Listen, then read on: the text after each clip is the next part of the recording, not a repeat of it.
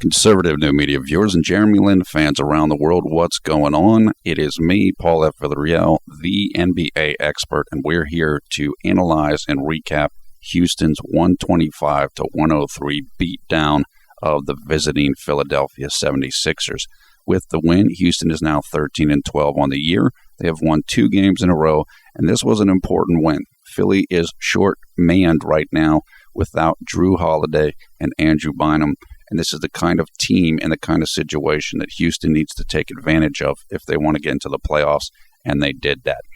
Now, what happened in this game was that Houston was not getting a lot from its bench in the first half, and Philly was getting a huge amount from their bench. The game was close in the third quarter, and then Houston put it away.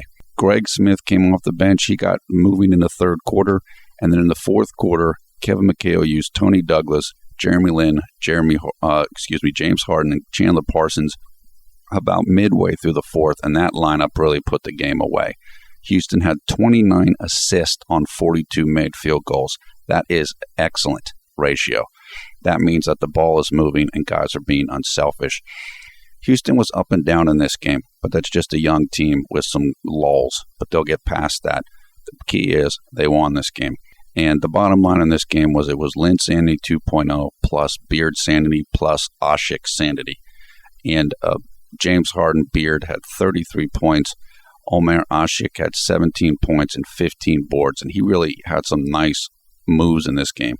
He finished a lot of reverse layups, which is not easy to do for a 7-foot guy as big as Asik is in terms of his size and mass. And really showed some nice poise in this game. And that is good to see. Okay, the high level for Jeremy is this: 18 points, 2 boards, 6 assists, 32 minutes, shot 8 of 12 from the field, was 1 for 3 from three-point land, 1 of 2 free throws, 1 steal, and only 1 turnover. He played a really nice, steady game tonight.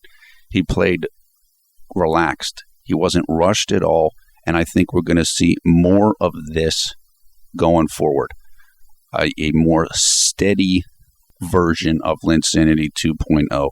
Now, he still played fast when he wanted to, meaning he got out on the break.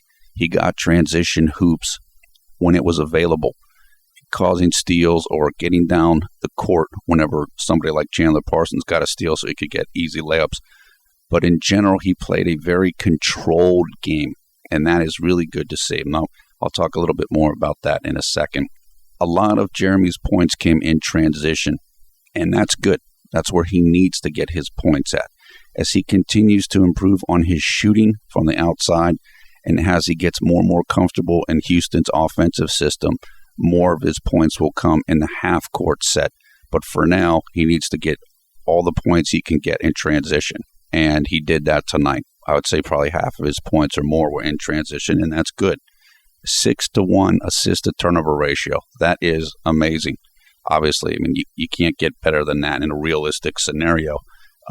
Even the 1 turnover he had in this game wasn't bad. It was early in the second quarter. He threw a cross-court pass to Marcus Morris that was just too high. But the thing I liked about it was it wasn't impulsive. It wasn't one of those things like in the Toronto game where he jumped up and threw the ball to the guy on the other team. He thought about the play. Before he passed it, he thought about it. He was double-teamed off of a pick and roll.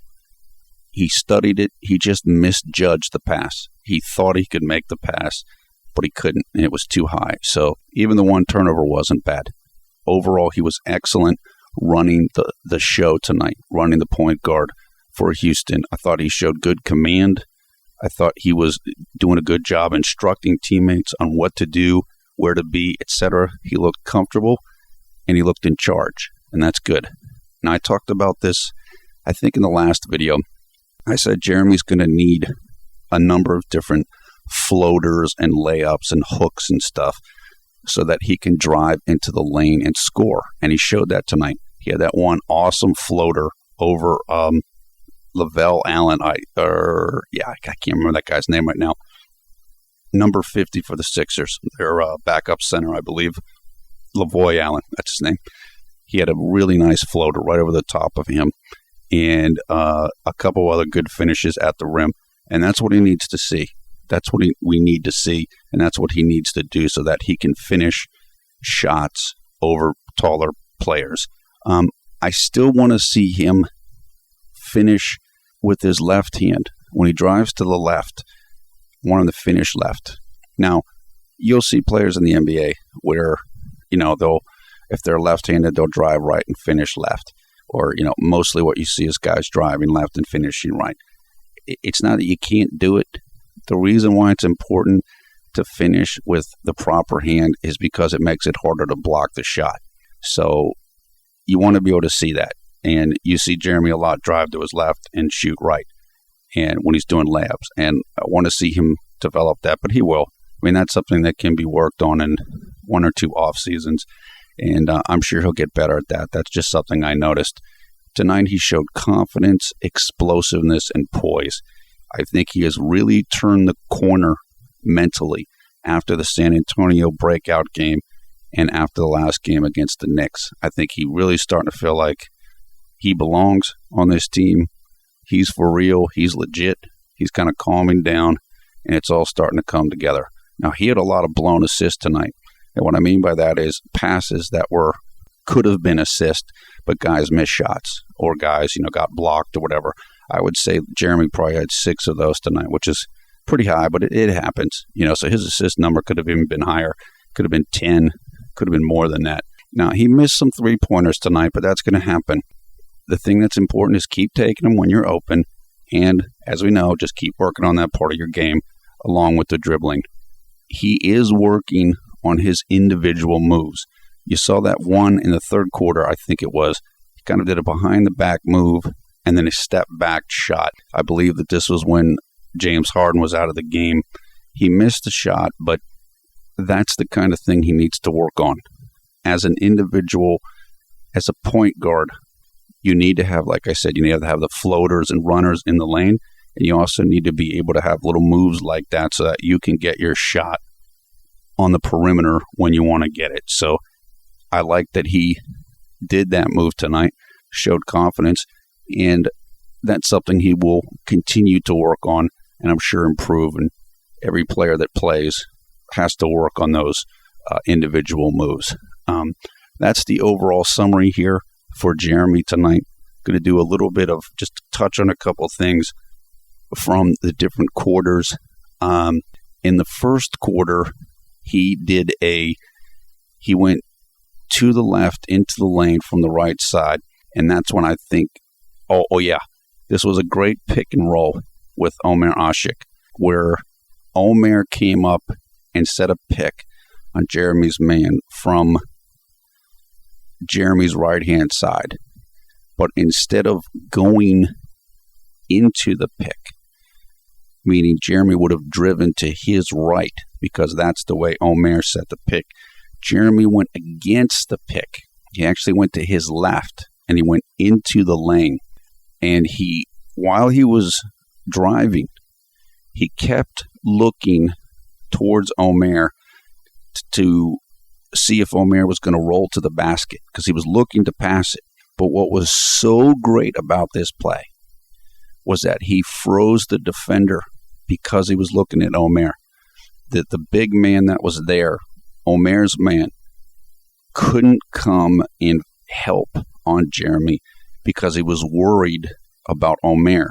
And it wasn't even because Omer was there. It was because Jeremy was looking towards Omer. It was almost like a no-look pass. Like, because of the way Jeremy played the move, he froze the defender. He froze the defender with his eyes. That was a tremendous play. And then Jeremy ended up finishing with his right hand. Now, that's a situation where I think he should have finished with his left hand, but whatever. It was a great move. That's a high-level move. That's a serious, serious move that shows true understanding and greatness of how to just fool somebody on defense with your mind and with your eyes. That was a phenomenal play. A phenomenal play. That's a high-level play. And that, to me, shows me that not only does Jeremy think the game well, but he's relaxing. Now he's starting to be able to show what he can really do. And that's really, really good to see. In the second quarter, Jeremy had a really nice explosive layup in transition. Evan Turner was trying to chase him down, but Jeremy just beat him to the spot. And Jeremy actually accelerated at the end of the move just so Evan Turner couldn't have any chance to block it. We've talked before about how fast Jeremy is. Jeremy is really, really fast. I think we've talked about this before. Somebody put it in the comments the last time, I believe. Jeremy, when he went to, he didn't go to the combine, like the normal combine. He went to like another combine, like kind of the second tier combine. I want to say it's Portsmouth or I don't know, something like that. They do testing. They do like a basic athletic testing. And it's called, at least what Jeremy did was called BAM, B-A-M score. Like basic athletic measurements, if that's the acronym, what it stands for, something. And Jeremy's speed, like free throw line to free throw line, is extremely high. It was like, it's right up there with elite point guards in this league. John Wall, these guys, like way up there. And that's what you saw in that move. He was just able to accelerate at the end where Evan Turner thought he had an angle on him, but he just couldn't do it. And so that was great. I also like what Jeremy was doing. We saw this in the second quarter and a couple other times where he was in transition mostly. He was dribbling ahead and he was drawing two defenders and then he was kicking the ball back. It was almost like a hiking a football, an American football. And he was getting guys wide open shots with that move. And most of them were missed. I know Chandler missed one, and I think Marcus Morris, I think they both missed threes. But those were tremendous passes, just tremendous. That's like, again, that's more of kind of the mentality Jeremy has. He's a real basketball genius, and you saw that in those little passes. And it's just great to see. Like I said, you can see him developing right before our eyes. In the third quarter, he hit his three-pointer. It was on the right side, about a little bit off of the top of the key, maybe like a 30-degree angle. You saw him being more demonstrative on the court, leading guys, hey, do this, hey, go here, da-da-da-da, and that's good to see, showing leadership, showing that he's feeling more confident about being a leader. Now, he got fouled on a drive. He kind of put his hand on his knee. Hopefully there's nothing there. I mean, he kept playing, so it's probably nothing. But, anytime he's doing anything with his knee, just kind of like, take a deep breath there. Now, you saw in the fourth period, he tried to make a move again against Lavoy Allen, number 50.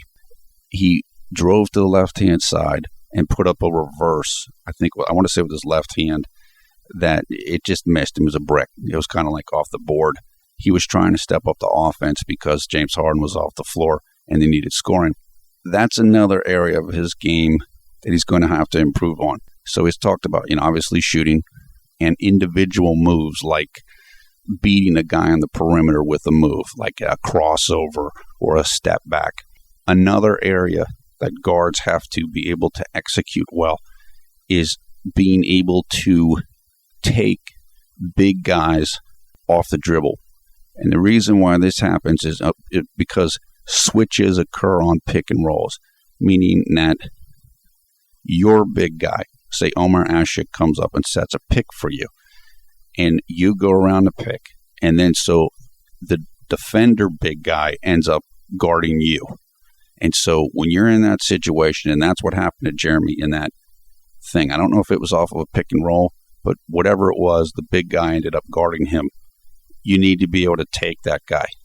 You need to be able to set him up and either go to the basket or shoot over him. The person I think of that is incredible at that is Chris Paul of the Los Angeles Clippers. You've seen him in the playoffs the last few years. He would destroy people like Pau Gasol or Andrew Bynum. When they got switched on to him, he would just, you knew it was going in. It didn't matter. He'd either get to the hoop or he'd just do a little crossover move, get the big man going back on his heels and swish, off of a jump shot. That's what Jeremy was in that situation there. And he didn't do it that great, But that's something you work at. That's something you improve upon, and he will get better and better at that. He also had that excellent move going left to right from the left elbow. We call it the elbow it's the elbow of the lane, meaning it's basically the corner of where you shoot free throws. So if you have the free throw line, then you're on the line, and then there's the two lines that make the lane. The two lines running horizontal towards the basket. Where the free throw line meets one of those two lines, that's an elbow. That's what they call an elbow. So you have the right elbow and the left elbow. He started this move from the left elbow, and he went down to the right-hand side of the basket and shot that little kind of falling away layup. That was a great move. And that was the kind of move he wouldn't have done that move 2 weeks ago, or he certainly wouldn't have made it 2 weeks ago. And this is what I was telling you guys earlier in the year, where I said, look, right now he's going down there, he's missing shots, he's stopping, he's doing that little pivot move where he stops dribbling, the guy runs by, and then he pivots back. Well, today, instead of doing that, he just went up strong and finished it, or he went up strong and did the floater over the guy. And I knew that was going to come. It was just a matter of time until that was going to come. And it's the same way I feel about the rest of his game. It's going to take time. But now we're starting to see things that we saw during Linsanity 1.0. And it's just great. Jeremy's starting to get back to what he really is and what he really can do. And in the future, he'll be able to do even more. In the fourth quarter also was the play of the game for J-Lin. And that was, the score was 112-95. He again was in transition, had one or two guys on him, stopped, turned around, passed it back to Tony Douglas for 3. That made the game 115-95, and it was just an awesome play. I love to see those guys working together. One of the things I really like about having Tony Douglas, Jeremy, James Harden, and Chandler Parsons on the court at the same time, and they were in the fourth quarter of this game, is that all of them can handle the ball. So you can get much more playmaking, you get much more cutting, because everybody can handle. And maybe you have Omer on there who can't handle, but having 4 ball handlers on the court at the same time is a real luxury. And they did it tonight, and it worked great. So the overall summary here is this is a great game for Jeremy and Houston. And Jeremy has made the jump to the next level. He has. He has turned the corner. Now, I want to say this. There will be games still where it'll look like he's backsliding, like he's fallen down to the previous level. Those are going to happen whenever his shot's off and or when he can't get transition baskets and or when he can't get easy layups in the half court. Now, we talked about this before. Against really superior defensive centers in particular, like Dwight Howard, then you're not going to get easy layups because he's going to block everything. So there's still going to be games like that. There's still going to be games for Jeremy where it's like, 7 points, 2 rebounds, 3 assists, 2 turnovers. So that's still going to happen. But he has mentally turned the corner. This is 2 very good games in a row. You can see his confidence is there, and he's just settling in where he needs to be. So he has reached the next level, but you can also expect there's still going to be some bad games in there, but I'm not worried about him anymore. He's gotten to that next stage, and now we should start to see consistent, steady improvement from him and going right into Linsanity 2.0. So look, I'm fired up. This was a great game to watch. Really happy for Jeremy and for Houston. So it's definitely worth a woo. I love it. I love it. I love it. Give us your comments below. Thumbs up, thumbs down on this video. We will include more information about the game, video highlights, game stories, etc. in the video description below the video player. You can check that out. We'll also have information about coming and joining the Conservative New Media Facebook group, which has over 2,000 members and growing all the time. Once again, I am Paul at Villarreal, the NBA expert. Thanks a lot for watching Conservative New Media. We strive to be the #1 Jeremy Lin YouTube fan channel. I hope you're having a great day or night wherever you are in the world when you watch this, and we will talk to you again soon.